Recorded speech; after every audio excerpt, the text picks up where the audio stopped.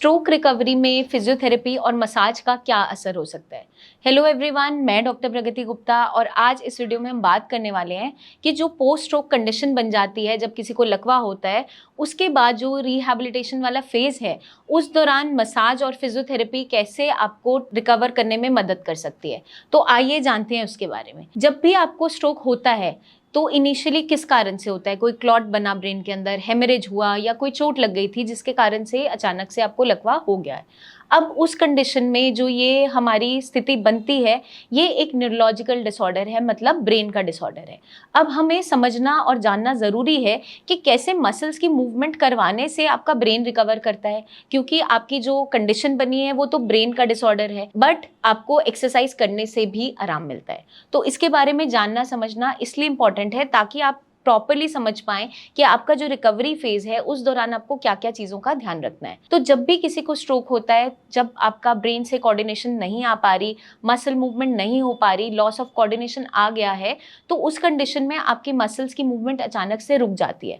हो सकता है आपका लेफ्ट साइड पैरालाइज हो गया, हो सकता है राइट साइड है, या कुछ पेशेंट्स में बोलने में दिक्कत आती है, किसी में खाना निगलने में दिक्कत आती है, किसी में चलने फिरने में आती है। डिपेंड करता है कि ब्रेन में किस हिस्से पे इम्पैक्ट आया है और कितना ज्यादा इम्पैक्ट आया है। अब यहाँ पे अगर हम डे 1 से ही एक्सरसाइज, फिजियोथेरेपी, हल्की मसाज शुरू कर देते हैं, उसका बेनिफिट क्या होता है? हमारी रिकवरी अच्छी चलती जाती है।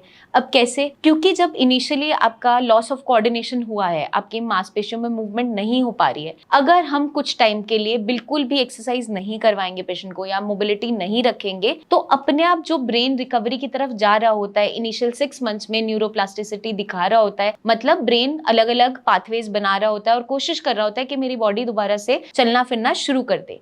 उसको सपोर्ट तब मिलता है जब हम एक्सरसाइज, फिजियोथेरेपी साथ में करते हैं। तो हमें किस तरीके से करना है? डे 1 से ही आप लाइट एक्सरसाइजेस शुरू कर सकते हो। अगर हमारा पेशेंट कंप्लीटली बेड रिडन है तो हम पैसिव मूवमेंट्स के साथ शुरू कर सकते हैं, मतलब कोई भी आपके फैमिली मेंबर्स है, केयर टेकर्स है, वो आपको एक्सरसाइज करवाएंगे, मसल्स की मूवमेंट करते रहेंगे, चाहे आप बेड पे लेटे ही क्यों ना आए।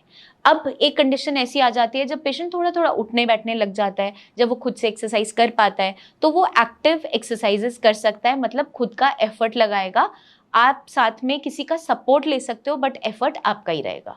तो ये इनिशियल फेज में और specially during first 6 months of recovery में बहुत इंपॉर्टेंट है, क्योंकि जहां हमने अच्छे से एक्सरसाइजेस कर ली, वहां ब्रेन को प्रॉपर सपोर्ट मिलता है और आपकी मांसपेशियां जब अच्छी रहती हैं, वहाँ कोई अकड़न नहीं आ रही, मांसपेशियां सूख नहीं रही और ब्रेन दोबारा सिग्नल भेजने की कोशिश कर रहा है, तो मूवमेंट जल्दी आती है। इसलिए जो फिजियोथेरेपी है, ऑक्यूपेशनल थेरेपी है या मसाजेस इंपॉर्टेंट होती है इनिशियली रिकवरी में। अब मसाज का क्या रोल है? आपका जो डिसऑर्डर है वो तो ब्रेन के अंदर है, क्लॉट आया, हेमरेज हुआ, ब्रेन में आया, तो हाथ पैर की मालिश करने से आप कैसे ठीक होंगे? हाथ पैर की मालिश करने से क्या बेनिफिट मिलता है?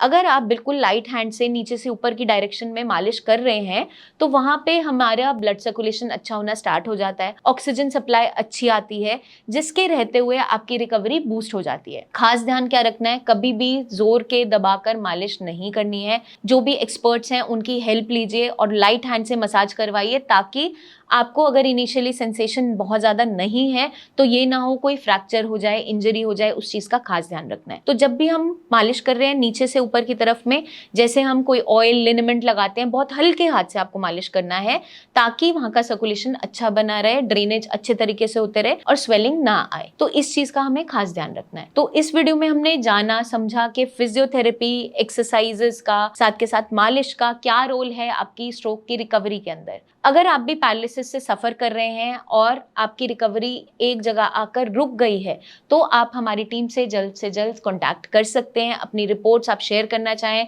तो नीचे दिए हुए नंबर्स पर आप अपनी रिपोर्ट्स भी शेयर कर सकते हैं। प्रेजेंट कंडीशन की इवन आप वीडियो शेयर करना चाहें वो भी शेयर कर सकते हैं। पर्सनली आप मिलने आना चाहें तो क्लिनिक विजिट भी कर सकते हैं। और ऐसी इन्फॉर्मेशन के लिए आप हमारे चैनल पे और भी वीडियोस देख सकते हैं जो आपकी हेल्प करेगी स्ट्रोक के अंदर रिकवरी लाने में। जल्दी हम आपसे मिलेंगे, तब तक के लिए अपना ध्यान रखिएगा एंड टेक केयर।